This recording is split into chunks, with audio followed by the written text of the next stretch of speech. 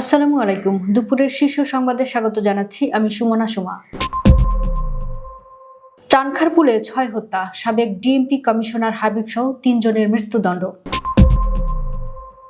সমালোচনাকারীদের দেশ পরিচালনার কোনো অভিজ্ঞতা নেই, তারেক রহমান। আওয়ামী লীগ নিজের কবর নিজেই রচনা করেছে, সালাউদ্দিন। বিএনপি সবসময় নিপীড়িত মানুষের পাশে দাঁড়িয়েছে, রিজভী। নির্বাচন বানচালে দেশি বিদেশি অপশক্তি হাজার হাজার কোটি টাকা বিনিয়োগ করছে, নূর।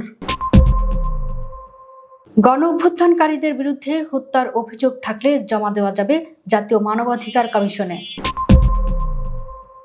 বরিশালে আবারও তারেক রহমানের জনসভার তারিখ পরিবর্তন। কুরআন অবমাননার অভিযোগে যুবককে গণপিটুনি দিয়ে পুলিশের সোপর্দ। গাইবান্ধায় আওয়ামী লীগ নেতাকে ধরতে গিয়ে হামলার শিকার 2 এসআই। ফরিদপুরে আওয়ামী লীগ নেতা ডাবলু গ্রেফতার। বাংলাদেশি সহ 131 অভিবাসীকে দেশে ফেরত পাঠালো মালয়েশিয়া। বিশ্বকাপ থেকে বাংলাদেশকে বাদ দেওয়ায় বিশ্বজুড়ে হতাশা। মধ্যপ্রাচ্যে মহড়া শুরু করবে মার্কিন বিমান বাহিনী। শুনছিলেন শিরোনাম, এবার বিস্তারিত। জুলাই অভ্যুত্থানে রাজধানীর চানখারপুলে 6 জনকে হত্যার ঘটনায় মানবতা বিরোধী অপরাধের মামলায় ডিএমপির সাবেক কমিশনার হাবিবুর রহমান সহ 3 আসামিকে মৃত্যুদণ্ড দিয়েছে ট্রাইব্যুনাল। সোমবার দুপুরে আন্তর্জাতিক অপরাধ ট্রাইব্যুনাল 1-এর চেয়ারম্যান বিচারপতি মোহাম্মদ গোলাম মর্তুজা মজুমদারের নেতৃত্বাধীন 3 সদস্যের বিচারিক প্যানেল এ রায় ঘোষণা করেন। এদিন বেলা 11:50 রায় ঘোষণা শুরু করেন ট্রাইব্যুনাল। ট্রাইব্যুনালের 2 সদস্য হলেন বিচারপতি মোহাম্মদ শফিউল আলম মাহমুদ এবং অবসরপ্রাপ্ত জেলা ও দায়রা জজ মোহাম্মদ মহিতুল হক এনাম চৌধুরী। বিএনপি চেয়ারম্যান তারেক রহমান বলেছেন, এদেশের কৃষক, শ্রমিক ও মেহনতি মানুষকে বাঁচাতে হলে ভোটের মাধ্যমে পরিবর্তন আনতে হবে। সেই লক্ষ্যেই আগামী 12 ফেব্রুয়ারি ভোরে লাইনে দাঁড়িয়ে ভোট দিয়ে সন্ধ্যায় ধানের শীষের বিজয় নিশ্চিত করে ঘরে ফিরতে হবে। ত্রয়োদশ জাতীয় সংসদ নির্বাচনকে সামনে রেখে রোববার রাত 11:15 কুমিল্লা সদর দক্ষিণ উপজেলার ফুলতলী মাঠে আয়োজিত এক নির্বাচনী জনসভায় তিনি এসব কথা বলেন। তারেক রহমান বলেন, আগামীর বাংলাদেশ গড়তে বিএনপির একটি সুস্পষ্ট ও বাস্তবমুখী পরিকল্পনা রয়েছে।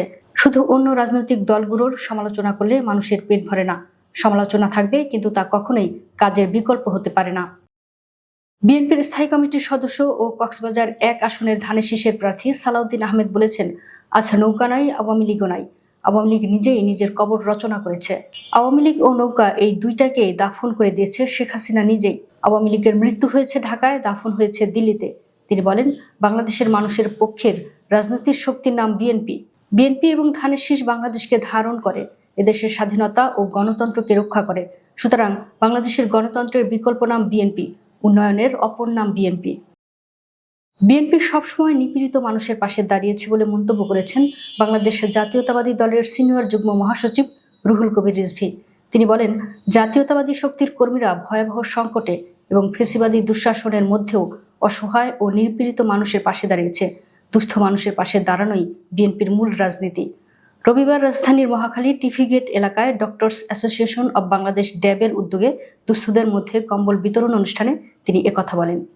রিজভী বলেন, যখন শেখ হাসিনা তার প্রবল প্রতাপ দিয়ে বিরোধী দল নিশ্চিহ্ন করার কর্মসূচি ভিত্তিতে এমন পরিস্থিতি তৈরি করেছিলেন যে আমরা দলীয় বা এমনকি সামাজিক কোনো কাজও করতে পারতাম না। আমাদের সামাজিক সেবামূলক কাজগুলোতেও পুলিশ এসে বাধা দিত, কিন্তু তারপরও আমরা সে কাজগুলো করে গেছি। আসন্ন ত্রয়োদশ জাতীয় সংসদ নির্বাচন বানচাল করতে দেশি ও বিদেশি অপশক্তি হাজার হাজার কোটি টাকা বিনিয়োগ করছে বলে মন্তব্য করেছেন গণ অধিকার পরিষদের সভাপতি ও পটুয়াখালী 3 আসনের সংসদ সদস্য প্রার্থী নুরুল হক নূর। গত রোববার রাতে নিজের ফেসবুক পেজে দেওয়া এক পোস্টে নূর একথা বলেন। তিনি বলেন, দেশের সংকট সৃষ্টির মাধ্যমে দেশকে অস্থিতিশীল করে ফায়দা নিতে আসন্ন ত্রয়োদশ জাতীয় সংসদ নির্বাচন বানচালে দেশি বিদেশি অপশক্তি হাজার হাজার কোটি টাকা বিনিয়োগ করছে। জাতীয় পর্যায়ে গুরুত্বপূর্ণ ও আলোচিত প্রার্থীদের টার্গেট কিলিং এর পাশাপাশি সভা সমাবেশ নাশকতা সৃষ্টির মিশন নিয়েছে। এক্ষেত্রে তারা ভোটের ফাঁদে বিভিন্ন আসনের প্রার্থীদের ব্যবহার করছে। জুলাই গণ অভ্যুত্থানে অংশগ্রহণকারীদের ফৌজদারি দায়মুক্ত ও আইনি সুরক্ষা দিয়ে বিশেষ অধ্যাদেশ জারি করেছে সরকার। তবে এই সুরক্ষার পাশাপাশি একটি গুরুত্বপূর্ণ বিধান রাখা হয়েছে। যদি কোনো অংশগ্রহণকারীর বিরুদ্ধে গণ অভ্যুত্থান চলাকালে সুনির্দিষ্ট হত্যাকাণ্ডের অভিযোগ থাকে, তবে সংক্ষুব্ধ ব্যক্তি বা পক্ষ জাতীয় মানবাধিকার কমিশনে অভিযোগ দাখিল করতে পারবেন। রোববার আইন, বিচার ও সংসদ বিষয়ক মন্ত্রণালয়ের লেজিসলেটিভ ও সংসদ বিষয়ক বিভাগ থেকে এ সংক্রান্ত গেজেট প্রকাশিত হয়।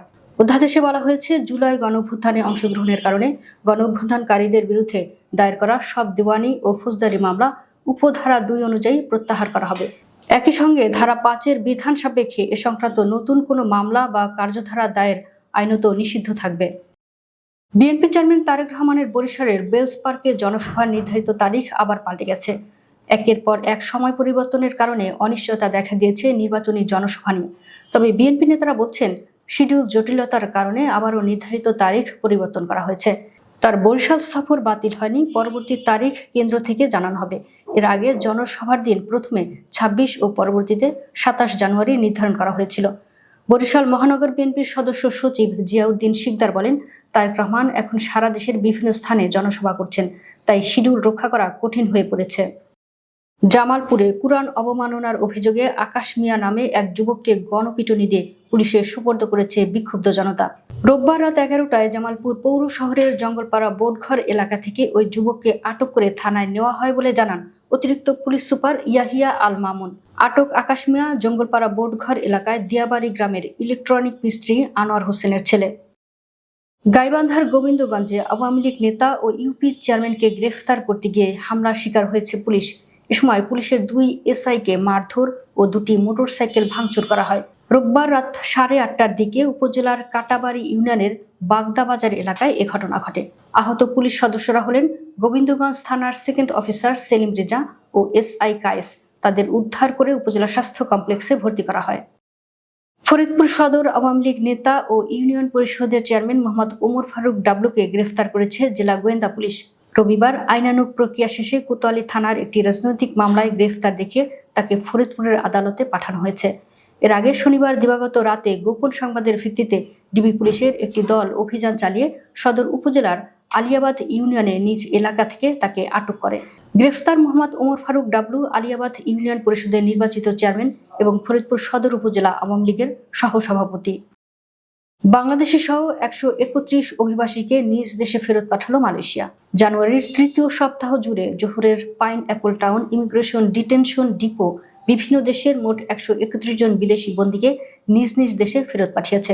প্রত্যাবাসিতদের মধ্যে রয়েছে মিয়ানমারের 65, বাংলাদেশের 42, থাইল্যান্ডের 9, ভারতের 8, নেপালের 4, ইরাকের 2, ইয়েমেনের 1 জন। বন্দীদের কুয়ালালামপুর আন্তর্জাতিক বিমানবন্দর এবং রানতাউ পাঞ্জং আইসিকিউএস কমপ্লেক্স হয়ে নিজ নিজ দেশে পাঠানো হয়। ইমিগ্রেশন বিভাগ জানায়, প্রত্যাবাসিত সকল বন্দীর নাম বিভাগীয় সিস্টেমে ব্ল্যাকলিস্ট করা হয়েছে। নির্ধারিত সময়সীমা পর্যন্ত তারা কোনো উদ্দেশ্যেই মালয়েশিয়ায় পুনঃপ্রবেশ করতে পারবেন না। টি-20 বিশ্বকাপে বাংলাদেশকে অন্যায়ভাবে বাদ দেওয়ায় বিশ্বজুড়ে ক্ষোভ ও হতাশা বাড়ছে।